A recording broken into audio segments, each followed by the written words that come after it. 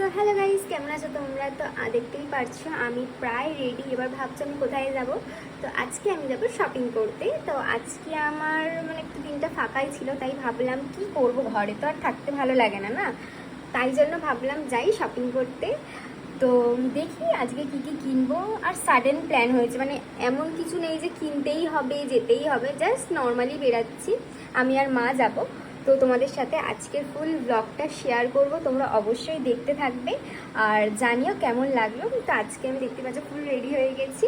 তো প্রায় সবই ডান, জাস্ট একটু টাচ আপ করেই বেরিয়ে যাব, চুল টুল আসবে আর কি। কেন আমি জানি না, আমার চুল যতই আমি বাঁধি এদিক ওদিক থেকে বেরিয়ে যায়, কেন জানি না বাবা। আসলে অনেক বেবি হেয়ার্স হয়ে গেছে তো, আবার লক্স টক্সগুলো, তাই জন্যে।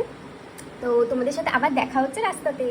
তো তারপর তো বেরিয়ে পড়েছিলাম রাস্তাতে। আর বেরিয়ে তো যা বুঝলাম, যা গরম, বাপরে বাপ, আমার তো গিয়েই মনে হচ্ছে আমি কোথায় চলে এসেছি। তাও আমার মা দেখো না, বেরাতে না বেরাতে ঘেমে চান হয়ে গেছে, তাও ছাতা মাথায় দিয়ে যাচ্ছিলাম। আর মায়ের সাথে রাস্তায় যেতে যেতে মজা ঠাট্টা ইয়ার্কি করছিলাম, কারণ আমি তো খুবই বকবক করি, খুবই মজা করি, বুঝলে তো।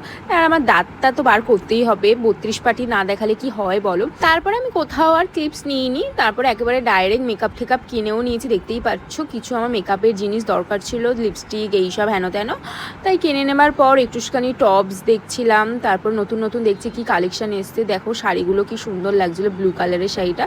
কিন্তু এই গরমে আর শাড়ি ঠাড়ি আর দেখলাম না। তারপরে মা চলে গেল একটা কুর্তির দোকানে কুর্তি দেখতে মায়ের জন্য। আমার আপাতত সব কেনার, আমি এখানে বসে বসে বোর হচ্ছিলাম, তাই একটু ভিডিও করলাম। তারপরে তো রাস্তায় বেরিয়ে দেখলাম খুবই সুন্দর সুন্দর জিনিস উঠেছে। আমার ব্যাগের কালেকশান এবারে খুবই ভালো লেগেছে। জামা কাপড়টা এবার সেরকম ভালো লাগেনি, সব নর্মাল কুর্তি যেরকম থাকে। তারপর একটা ঘড়ি পছন্দ হলো, আমি আর মা কিনে নিলাম। তারপর টুকিটাকি ঘুরতে ঘুরতে খিদেও পেয়ে গেছিলো, বাট আমি বাইরের খাবার খাইনি, কারণ আমি এখন বাইরের খাবারটা স্ট্রিক্টলি বন্ধ করে দিয়েছি।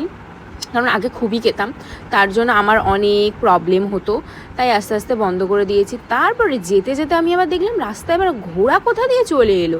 তাই দেখতেই পাচ্ছ সব পুলিশগুলো ঘোড়া নিয়ে জানি না কোথায় যাচ্ছিল। আমি তো ভাবলাম এখনই কি আবার যুদ্ধ শুরু হয়ে গেল নাকি রে বাবা। তাই আমরা ওখান থেকে ঝটাপট বেরিয়েই চলে গেলাম বাড়ির উদ্দেশ্যে। তো আজকের মতন এই ব্লগটা এখানেই এন্ড করছি। তোমরা দেখে জানিও অবশ্যই এই ব্লগটা দেখতে তোমাদের কেমন লাগলো। আরও যদি এরকম ব্লগ দেখতে চাও আমাকে অবশ্যই কমেন্টে জানিও। Tata guys.